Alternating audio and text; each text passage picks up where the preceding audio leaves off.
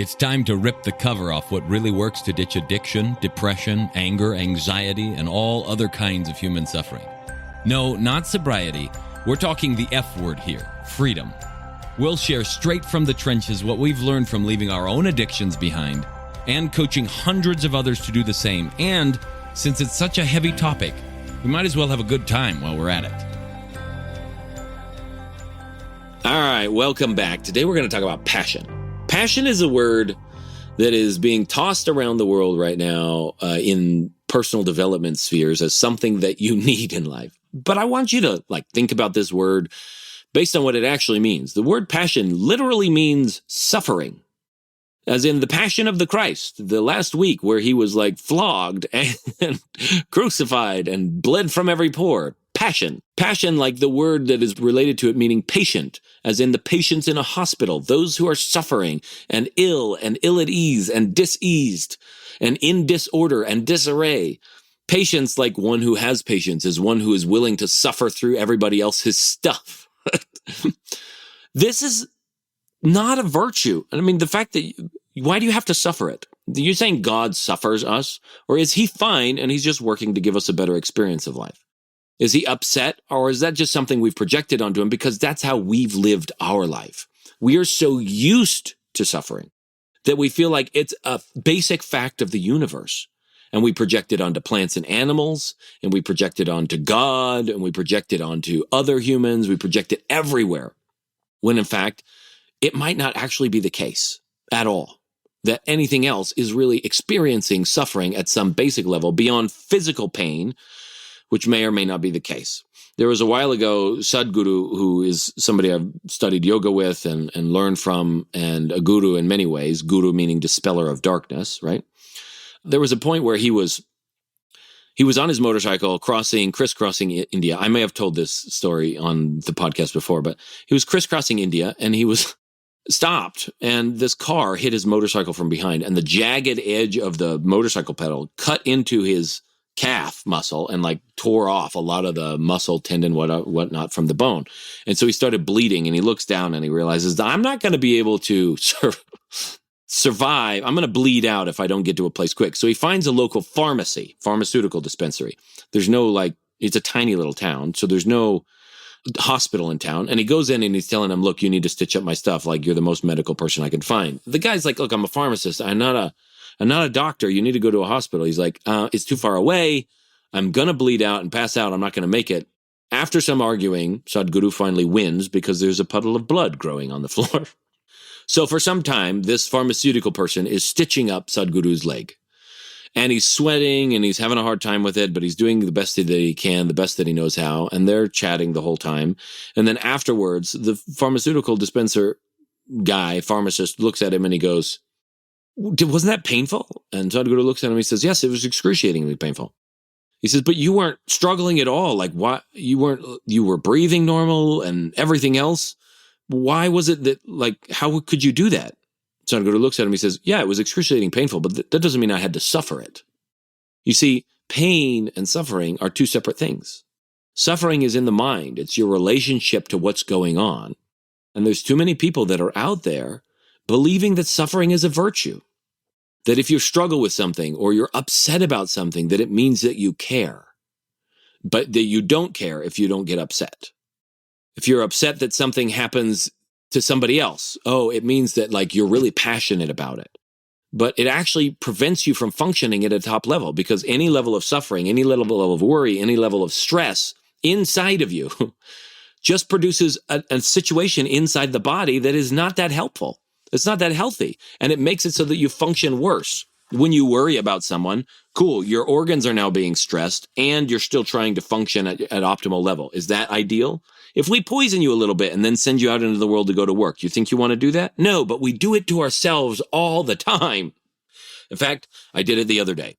I'm really interested I like studying languages from time to time. So I've been studying Hebrew and Sanskrit, ironically. Different alphabets, I don't know, it makes me feel cool. Maybe it's like I'm learning Elvish from The Lord of the Rings, whatever it is.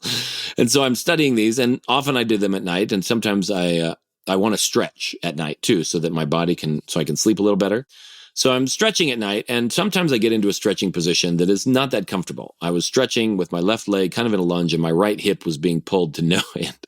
And I'm looking down there at the homework book while I'm trying to do the homework while stretching in this stretch for 3 to 5 minutes. And I'm sitting there, and like, it's painful. And I was breathing heavy, and I was clearly suffering it. And all the thoughts are running through my head like, oh, this is hard. How much longer? How long? That's all psychological. That's me suffering it. That's not the actual physical experience. And so I wasn't able to concentrate on the homework because I was busy suffering the stretch. And I chose to do that one. It wasn't like it happened accidentally, like a lot of our suffering happens accidentally. And I couldn't function very well. But as soon as I got out of the stretch and like eased my leg out for a little bit, then all of a sudden I could function much better, and I could focus and concentrate on the homework that I was doing so that I could figure out the symbols that I was reading and move ahead with my studies. This happened because I was suffering. Suffering itself is not a virtue. It is not what the human system is designed to do. And yet we have learned by sad example, one, it happens. Yes, that it happens is fine. But two, we have learned by sad example that it's something that people actually appreciate. Think about it just for a second. We go to the movie theater, right? And recently I've been going through all these master classes, you know, the ones with the celebrities that are teaching their craft, and like Dan Brown, thriller writer, James Patterson, Aaron Sorkin, talking about screenwriting. And they're talking about all of the great scripts that we go to a movie, and if it's a drama, there has to be conflict or nobody wants to watch the movie. If there's no character development, no, this person is bad and they must become better, nothing challenging them, nothing getting in their way, nobody wants to just go a movie about a guy who waters his lawn every day and really loves his life, where there's no conflict, where he experiences no suffering, where he's fine. Those characters, when they enter into movies, they're like cameo pictures of people who the rest of the people don't understand. They're people who like seem to understand everything. They get everything. They're not struggling at all, and nobody understands them. So they're not the main character of the film. And when they're made into main characters, we turn it into struggle and suffering and pain and whatnot, because that's something we understand. It's something we're used to, and we get a massive payoff for it. Think about the payoffs you get for suffering. You get the payoff of relief from suffering. You get the payoff of pity from other people who are there to comfort you in your suffering. You get comfort in your suffering. And all of these things reinforce inside the human system the idea that suffering is good for us, that it's okay, that it's positive, that no pain, no gain, and all that other good stuff. But is it really? Is it really? If you're just looking chemically, it ain't. In fact, Matthew Walker, who studies sleep, he made this statement in his masterclass around, he said, basically waking life is low-level brain damage. And to that I would say, maybe the way that we are living it, it's low-level brain damage. But what if the way that other people are living it, it isn't? What if there is a way to live it that it's not low-level brain damage? And that's why we need so much sleep, is because we're doing low-level brain damage because of the amount of suffering we're creating in our system on a given day, whether that's physiological, psychological, emotional, or anything else of that sort. So here we are, we're sitting here looking at all of this, and we go and we're suffering clinically is not helpful for us, and yet we still are addicted to it. We pay money for it. We pay money to go to a movie theater where we can be taken to heights of horror and scares and to like adrenaline rushes and to tears and sadness and despair and all this other stuff so that we can come out on the other side having had a great experience. We go there, and at the end of it, there's resolution to it, and so it feels good to us to have gone through suffering. And we hear phrases like, it's better to go through suffering and afflictions because then we'll know good from evil and we can appreciate the good better because we know the bad. And while it is true that if you want one good thing, the opposite of it will definitely enhance your experience of it. Knowing the bad will help you appreciate the thing as good. But that doesn't necessarily mean that's the best way to live a human life. Think about comedy, for instance.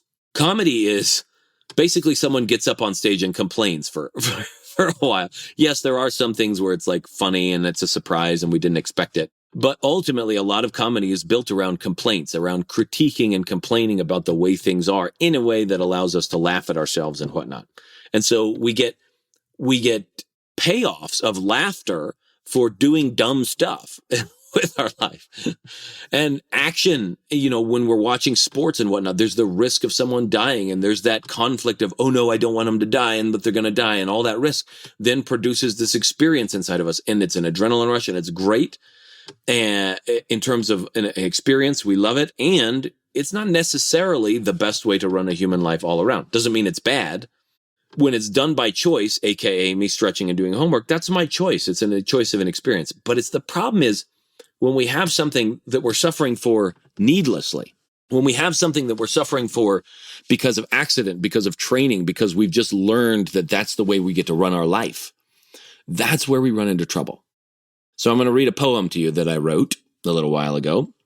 Where I was thinking about all the little forms of entertainment I had compulsively been seeking after in order to feel better for my life, right? Because I had been suffering so much as a habit, thinking of myself as not good enough or thinking of myself as not wanted or whatever, that I would go to these other things in order to feel better, right? And these compulsive behaviors, these quote unquote addictions, these things that I had chased down in order to have a better feeling of life were all because of the suffering I had created in my life in the first place. Where if I were truly ecstatically blissful, just being as I am right now, there would be nothing to do. People are like, well, like inside of addictions, I ask them, like, if you were happy right now, would you be having this issue? And the answer is no. They wouldn't be running to try and fix a problem. They wouldn't even be seeing things as problem. They wouldn't be like, oh, what's the purpose of my life? And what's my passion and my potential? And, what is the meaning of my life? And what's the point? What is my mission here on the planet? Nobody would be thinking of those things if they weren't suffering in some way.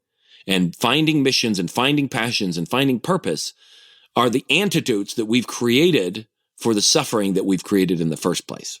And that suffering wasn't born with us necessarily, though there can be some raw material of it genetically in the code, so to speak.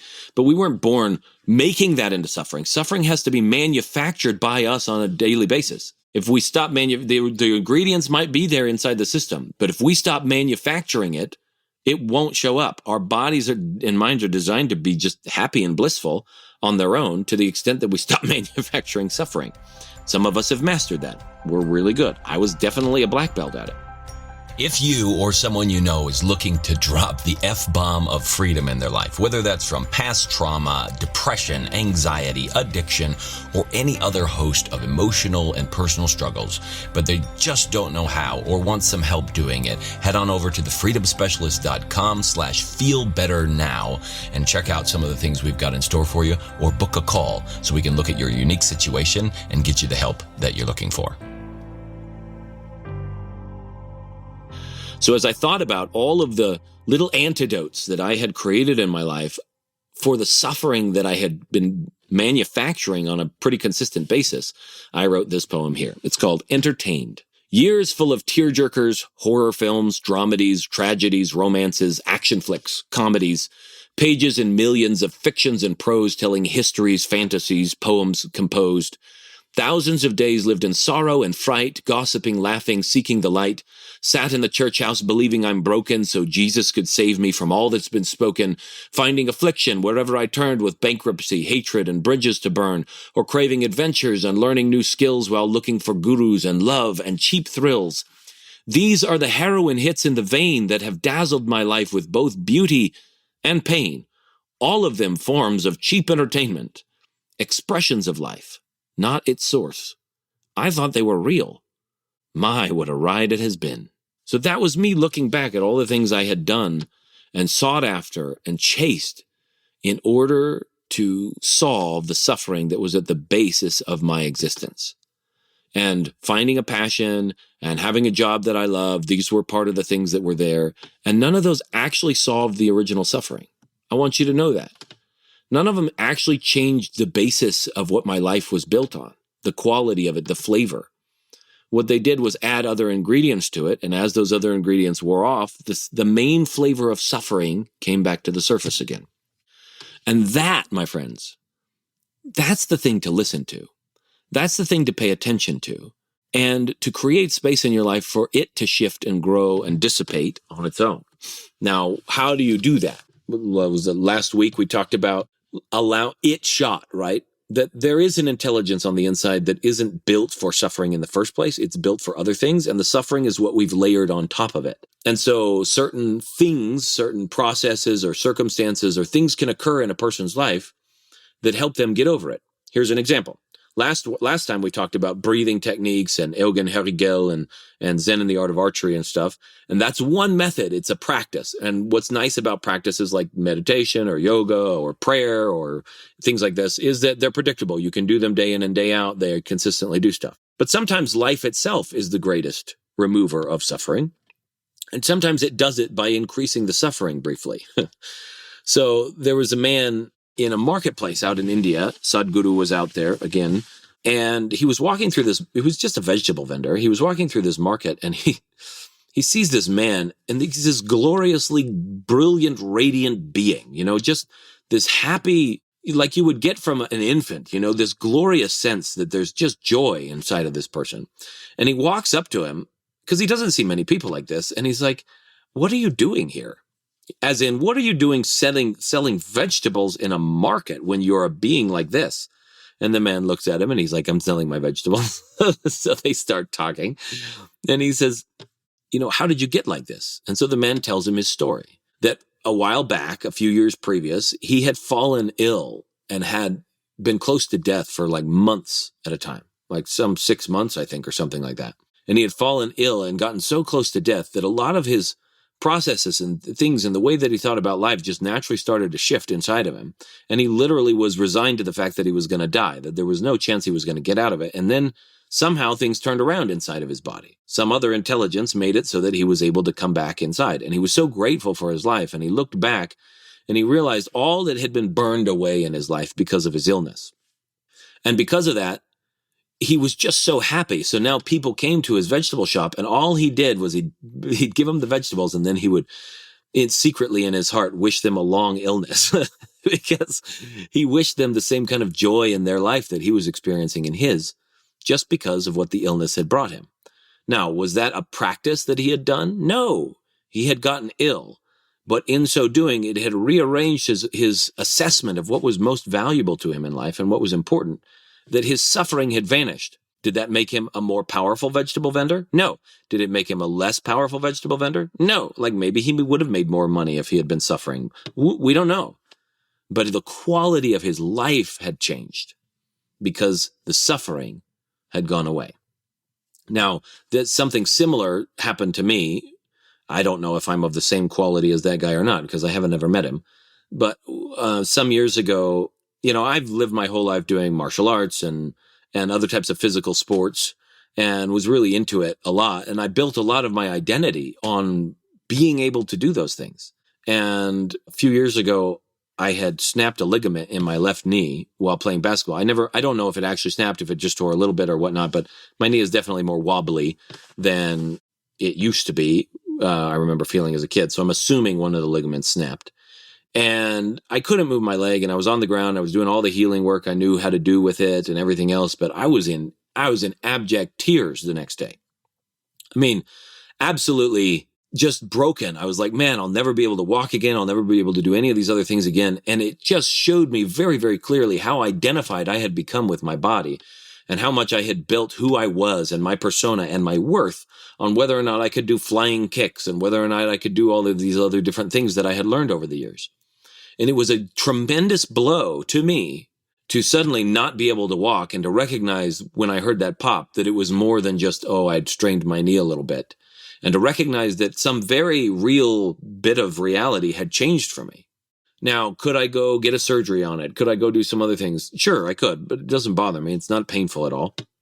I definitely learned some things to do to help eliminate that, and it's not a big deal. And I still teach martial arts and do these other things. I'm just more aware of certain parts of my system. Could I go change it? Yes. But at the same time, what I'm really grateful for is that experience ripped from me, without my knowing how to do it, some part of my identification with what I was physically capable of in my body. And that freed me of the need to have to be this paragon of physical perfection in order for my life to be meaningful.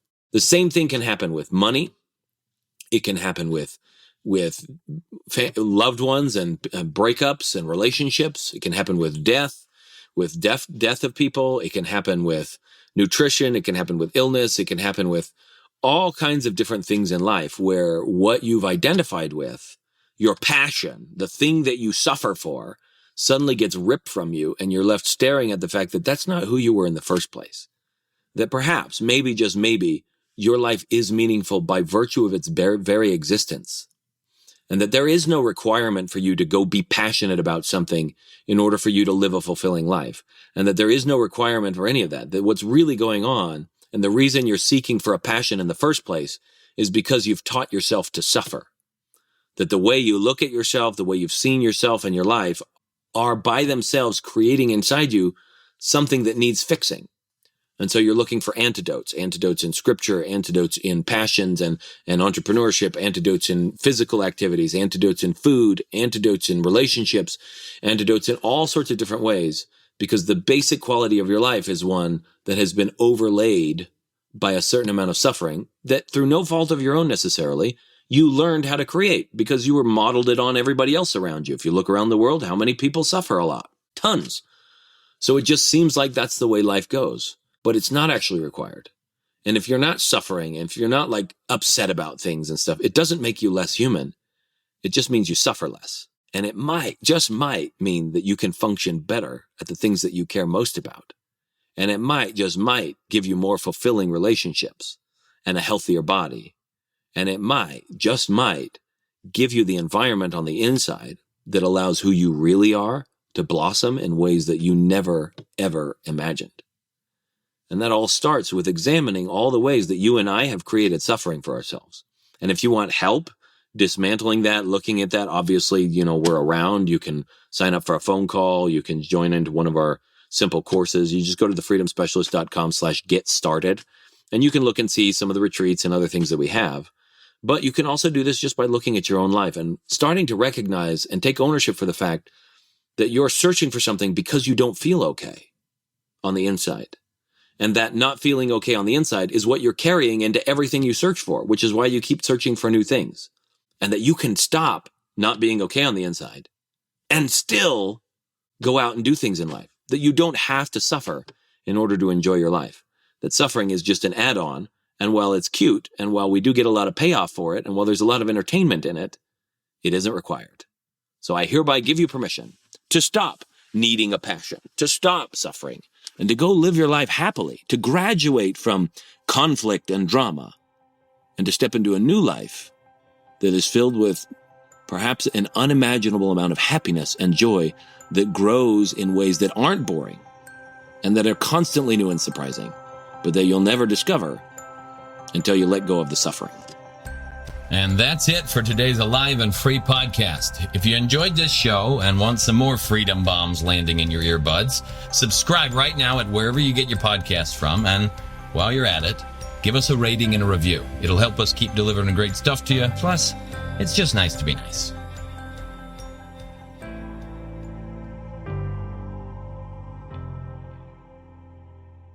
This is thepodcastfactory.com.